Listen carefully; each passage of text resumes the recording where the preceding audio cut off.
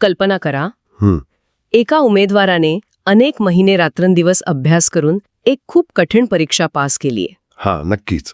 म्हणजे मे-जून 2025 मध्ये झालेली आपली शिक्षक अभियोग्यता व बुद्धिमत्ता चाचणी, ज्याला आपण TAIT किंवा टाईट म्हणतो. बरोबर. आणि मग 18 ऑगस्ट 2025ला या परीक्षेचा निकाल लागतो. उमेदवारांच्या हातात एकदम उत्तम गुण असतात. आता पुढे काय? साहजिकच सर्वांना वाटेल की लगेच नोकरीची जाहिरात येईल. हो ना, लगेच जाहिरात येईल आणि नोकरीवर रुजू होता येईल असं वाटतं. बरोबर. पण त्यानंतर तब्बल 9 महिने उलटून जातात आणि सगळीकडे एकच भयान शांतता असते. अगदी. पवित्र पोर्टलवर काहीच हालचाल दिसत नाही. राईट. आणि बाहेरून पाहणाऱ्या कुणालाही वाटेल की प्रशासकीय यंत्रणा कदाचित झोपलीये किंवा शासनाची भरती करण्याची इच्छाच नाहीये. पण खरं तर पडद्यामागे परिस्थिती पूर्णपणे वेगळी असते. एक्झॅक्टली. शासन एका अशा कायदेशीर चक्रव्यूहात अडकलेलं असतं जिथे केलेली 1% चूक सुद्धा संपूर्ण भरती प्रक्रियेला कायमची स्थगिती देऊ शकते. हो, आणि याच सगळ्या पार्श्वभूमीवर एक अत्यंत महत्त्वाची घडामोड होते. बरोबर. 23 मार्च 2026 रोजी महाराष्ट्र शासनाचा शिक्षण आयुक्तालयाकडून एक अत्यंत महत्त्वाचे अधिकृत पत्र धडकते. हे पत्र वाचायला गेलो ना तर ते प्रशासकीय आणि कायदेशीर जड शब्दांनी भरलेलं आहे. पण काळजी करण्याचं कारण नाही, कारण आज आपण या पत्राची पूर्ण चिरफाड करणार आहोत. नक्कीच. शिक्षक भरतीची वाट पाहणाऱ्या हजारो उमेदवारांच्या मनात जे प्रश्न आहेत, म्हणजे जाहिरात नेमकी कधी येईल, संच मान्यता म्हणजे काय, रोस्टर तपासणी का रखडली आहे, हे सगळेच प्रश्न. हो, या सर्वांची उत्तरे आज आपण शोधणार आहोत. ठीक आहे, आपण हे थोडं सोपं करून समजून घेऊया. हे जे सरकारी पत्र आहे ना, हे अनेक महिने वाट पाहणाऱ्या उमेदवारांसाठी एखाद्या खजिन्याच्या नकाशासारखं आहे. भारी उदाहरण आहे. म्हणजे यात थेट खजिना किंवा नोकरी हातात दिलेली नाहीये, पण तिथपर्यंत पोहोचण्याचे सर्व अचूक मार्ग दिलेले आहेत. अगदी बरोबर. आणि या पत्राकडे बघण्याचा सर्वात योग्य दृष्टिकोन हा असायला हवा की हे पत्र म्हणजे केवळ एक माहिती देणारं परिपत्रक नाहीये. अच्छा, मग काय आहे? ती एक डिफेन्स स्ट्रॅटेजी आहे, एक बचाव योजना आहे. डिफेन्स स्ट्रॅटेजी म्हणजे कोणापासून बचाव? कोर्ट केसेसपासून. जेव्हा हजारो पदांची भरती करायची असते तेव्हा पडद्यामागे किती मोठी प्रशासकीय आणि कायदेशीर कसरत सुरू असते याचा हा एक स्पष्ट आरसा आहे. समजलं. हे पत्र वाचल्यानंतर हे नक्की समजतं की जाहिरात येण्यापूर्वी शासनाला न्यायालयात टिकेल अशी अगदी बुलेटप्रूफ यंत्रणा का उभी करावी लागते. राईट. प्रशासकीय यंत्रणेचं हे काम म्हणजे कसं आहे?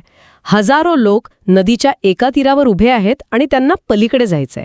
अशा वेळी नदीवर एक मोठा पूल बांधण्यासारखं हे काम आहे. बरोबर.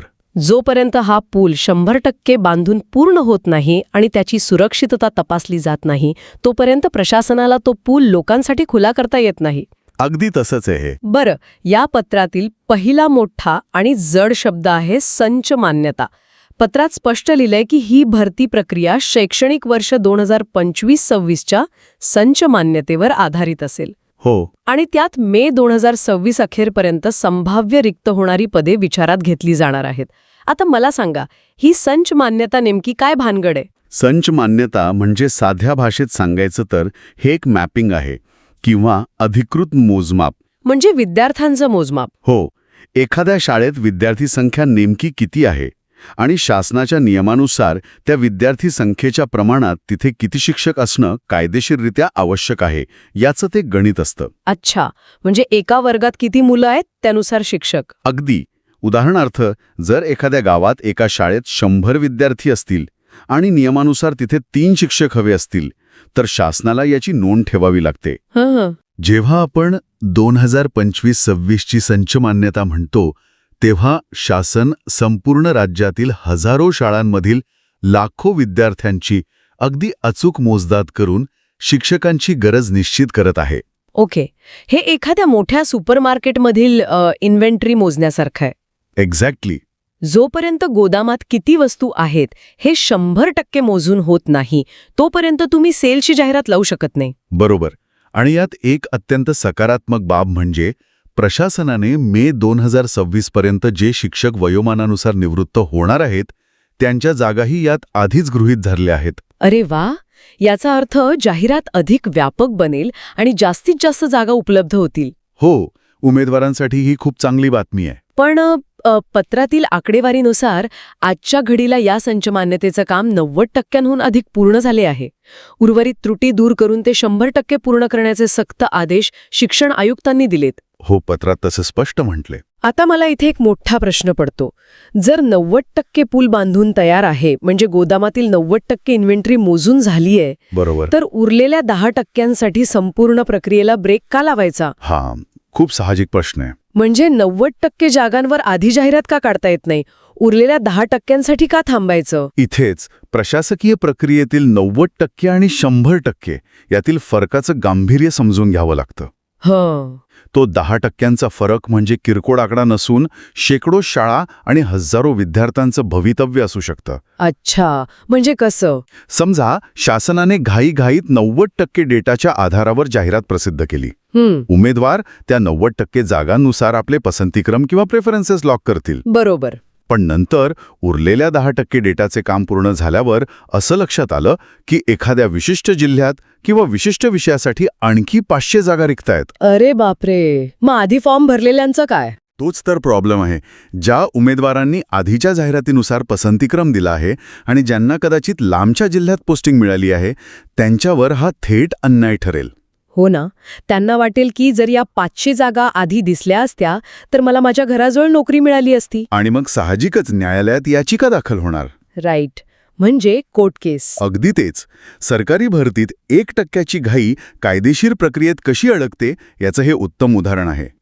जर एखाद्या उमेदवाराने कोर्टात जाऊन पुराव्यानिशी सिद्ध केलं की 90% संचमान्यतेवर काढलेली जाहिरात सदोष आहे, तर कोर्ट संपूर्ण भरती प्रक्रियेलाच एका झटक्यात स्थगिती देऊ शकतं. बापरे, म्हणजे सगळीच मेहनत वाया जाईल. हो, त्यामुळे 100% अचूक आकडा मिळेपर्यंत थांबणे हाच प्रशासनासाठी सर्वात सुरक्षित मार्ग असतो. म्हणूनच पत्रात 100% संचमान्यता या शब्दांवर एवढा जोर दिलाय. हो, एकही त्रुटी राहता कामा नये अशा स्पष्ट आदेश आहे. हे ऐकल्यावर लक्षात येतं की पडद्यामागचं काम किती संवेदनशील असतं. पण एक मिनिट, बोला. समजा संचमान्यता 100% झाली, जागांचा अंतिम आकडा निश्चित झाला, मग लगेच जाहिरात का येत नाही? तिथेच पुढची स्टेप येते. कारण या पत्रात एका अत्यंत महत्वाच्या पण उमेदवारांना थोड्या खटकणाऱ्या प्रशासकीय पायरीचा उल्लेख आहे. अतिरिक्त शिक्षक समायोजन. हा खूप ज्वलंत मुद्दा आहे. पत्रात म्हटले की नवीन जाहिरात येण्यापूर्वी संच मान्यतेनुसार जे शिक्षक अतिरिक्त किंवा सरप्लस ठरले आहेत त्यांचं रिक्त पदावर प्रथम समायोजन केलं जाईल. बरोबर. आता इथेच खरा रंजक भाग सुरू होतो. मला इथे एक मोठा विरोधाभास दिसतोय. कोणता? जर तुम्ही जुन्याच शिक्षकांना रिक्त जागांवर बसवलं, म्हणजे त्यांचं समायोजन केलं, तर जे हजारो नवीन मुलं-मुली बाहेर निकालाची वाट पाहत बसलेत त्यांच्यासाठीच्या जागा कमी होणार नाहीत का? वरवर पाहता तसं नक्कीच वाटू शकतं. हे नवीन उमेदवारांसाठी थोडं निराशाजनक नाही का? त्यांच्या हक्काच्या जागा या जुन्या शिक्षकांना का दिल्या जातायत? अनेक उमेदवारांचा गैरसमज होतो. पण प्रशासकीय आणि कायदेशीर दृष्टिकोनातून या प्रक्रियेमागील मेकॅनिझम समजून घेणं गरजेचं आहे. कसं? शासन एक मोठा नियोक्ता आहे, एम्प्लॉयर आहे, आणि कोणत्याही नियोक्त्यासाठी आधी घरात असलेल्या माणसांना योग्य ठिकाणी बसवणं म्हणजेच रिसोर्स मॅनेजमेंट करणं अत्यंत गरजेचं असतं. अच्छा, पण हे अतिरिक्त शिक्षक म्हणजे नक्की कोण? ज्या शाळेत विद्यार्थ्यांची पटसंख्या कमी झाली आहे तिथे नियमानुसार शिक्षकांची गरज कमी होते. ते शिक्षक अतिरिक्त धरतात. ओके. पण तेच शिक्षक आधीपासूनच शासकीय सेवेत असतात. त्यांना शासन दरमहा पूर्ण पगार देत असतं. म्हणजे शासनाला त्यांना पगार तर द्यावाच लागतोय, मग त्यांच्याकडून काम करून घेणं भाग आहे. अगदी बरोबर. त्यांना काम न देता घरी बसून पगार देणे आणि दुसरीकडे नवीन लोकांना भरती करून त्यांनाही पगार देणे हे आर्थिकदृष्ट्या शासनाला परवडणारं नसतं. हो, लॉजिकल आहे हे. शिवाय यामागे एक मोठा कायदेशीर धोका आहे. कसला धोका? समजा शासनाने समायोजन न करता नवीन जाहिरात काढली तर जे अतिरिक्त शिक्षक आहेत ते लगेच न्यायालयात धाव घेतील. अच्छा, ते म्हणतील आमचा हक्क आधी आहे. हो, ते सांगतील की आम्ही आधीपासून सेवेत आहोत, आम्हाला प्रथम या रिक्त जागांवर सामावून घ्यायला हवं होतं. आणि न्यायालय त्यांचं म्हणणं ग्राह्य धरेल आणि नवीन भरतीला स्थगिती देईल. अरे देवा, म्हणजे पुन्हा कोर्ट केस. हो, त्यामुळे हे समायोजन नवीन उमेदवारांचा हक्क हिरावून घेण्यासाठी नाहीये. मग कशासाठी आहे? उलट त्यांच्यासाठी मिळणाऱ्या जागा पूर्णपणे निर्धोक करण्यासाठी आहे. ओके, म्हणजे एकदा का अतिरिक्त शिक्षकांचे समायोजन पूर्ण झाले की ज्या उरलेल्या जागा समोर येतील त्या खऱ्या अर्थाने प्युअर किंवा क्लिअर वेकेन्सीज असतील. एक्झॅक्टली. त्यावर भविष्यात कोणीही जुना शिक्षक हक्क सांगायला येणार नाही. अगदी अचूक. ती पदे पूर्णपणे स्पष्ट होतात. समायोजन ही नवीन उमेदवारांच्या सुरक्षिततेसाठीच उचललेली अनिवार्य पायरी आहे. आता संच मान्यता समजली, जागा प्युअर कशा होतात तेही समजलं, पण यानंतर येते ती प्रशासनाची सर्वात कठीण परीक्षा. बिंदू नामावली. हो, बिंदू नामावली किंवा ज्याला आपण रोस्टर म्हणतो. पत्रात अत्यंत कडक शब्दात सूचना दिली आहे की मागासवर्ग कक्षेकडून 100% बिंदू नामावली तपासून घेणे अनिवार्य आहे. बरोबर. आणि पवित्र पोर्टलवर जाहिरात देताना बिंदू नामावली तपासली नव्हती असं कारण देऊन अजिबात चालणार नाही. त्यासाठी सर्व पूर्वतयारी अगोदरच पूर्ण करावी लागेल. हो, शासनाने खूप स्पष्ट सांगितलंय. पण थांबा, मला हे थोडं किचकट वाटतंय. हे रोस्टर प्रकरण नेमकं कसं काम करतं? समजा एखाद्या शाळेत 10 जागा रिकाम्या आहेत, तर तिथे हे गणितात कसं बसतं? बघा, बिंदू नामावली हा खऱ्या अर्थाने आपल्या आरक्षण व्यवस्थेचा आणि सामाजिक न्यायाचा कणा आहे. हा एक कायदेशीर आलेख असतो जो सांगतो की कोणत्या प्रवर्गासाठी किंवा कॅटेगरीसाठी किती जागा राखीव आहेत. ओके. तुमच्या 10 जागांच्या उदाहरणावरूनच समजून घेऊया. शासनाचे एक ठरलेले बिंदू किंवा पॉइंट्स असतात.